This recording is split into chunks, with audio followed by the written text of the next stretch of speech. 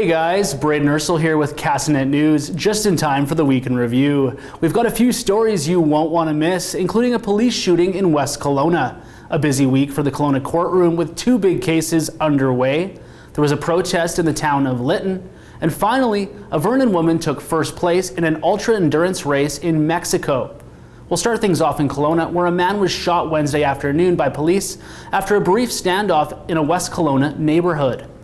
A nearby resident told Castanet heavily armed officers descended on the Skyline Road and trained their weapons on a porta potty sitting on an empty lot where a man was held up inside.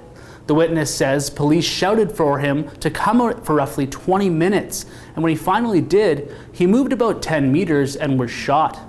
The suspect was then loaded into an ambulance and taken to hospital.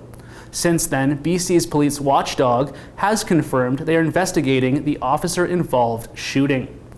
The Independent Investigation Office of BC says they were told by RCMP that the officers were called to a report of shots fired in the 700 block of Harvey Avenue earlier in the afternoon. RCMP later released a statement saying a short time later, firefighters in West Kelowna reported a vehicle had crashed on Olalla Road, and when they arrived, a man exited the vehicle with a gun. When RCMP arrived, the vehicle was empty, but the suspect was found a short distance away, where he entered the portable toilet on Skyline Road. The shooting occurred shortly after, and the condition of the man is not known at this time. It was a busy week in Kelowna court as two cases got underway, one involving a second-degree murder charge and the other involving fraud of over $1 million. What we're about to tell you contains graphic depictions of sexual violence. Gabriella Sears has been charged in the second-degree murder of Darren Middleton, whose body was found in the bathroom of Sears' Sycamore Road home by Middleton's common-law spouse, Brenda Adams. A bloody baseball bat was found near Middleton, and Middleton had a slash across his throat, his penis had been severed, and his testicles were removed. On Friday, first responding RCMP officers testified, describing what they found as a bloody crime scene.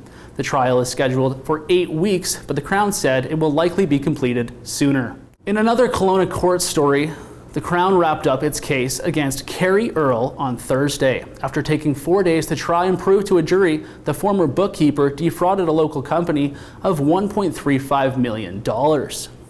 The Crown alleges Earle stole the $1.35 million between 2011 and 2018 from her employer, Access Human Resources, a government-funded private company in Kelowna that provides service for people living with disabilities. Crown and Defence will now work on their closing submissions, and the bookkeeper will not be testifying in her own defence. Shifting things over to Lytton, residents gathered Wednesday, marching down village streets lined with empty lots, hoping their calls of frustration with a long-delayed rebuild after a devastating wildfire would be heard by higher levels of government. I mean, it's unheard of, 840 days, and not one footing has been poured for one reconstruction in the whole entire town. Millions of dollars supposedly have been spent, but how have they been spent? Nobody seems to know. Residents are now expressing concerns about the archaeological requirements put in place as part of the recovery process. They say this work has caused much of the delay. Making our last stop in Vernon, local ultra-endurance athlete Shonda Hill clinched the Deca Ultra Tri-Continuous Double Deca victory in Mexico. Her long-haul journey took her 26 days to surpass Ron Rosler from Germany and snag the top spot overall for her third Double Deca finish. Hill's outstanding performance adds another Double Deca finish this year, following her triumphant campaign in Switzerland just last month. With this historic feat, Hill solidifies her reputation as one of Canada's top-tier ultra triathletes and gains global recognition.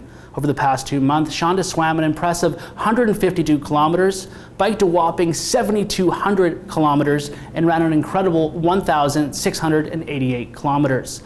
But just like Hill, we've reached the finish line of this Castanet marathon. It's been great having you along for the ride. Be sure to catch us again next week for another great edition of the Week in Review. I'm Braden Ursel.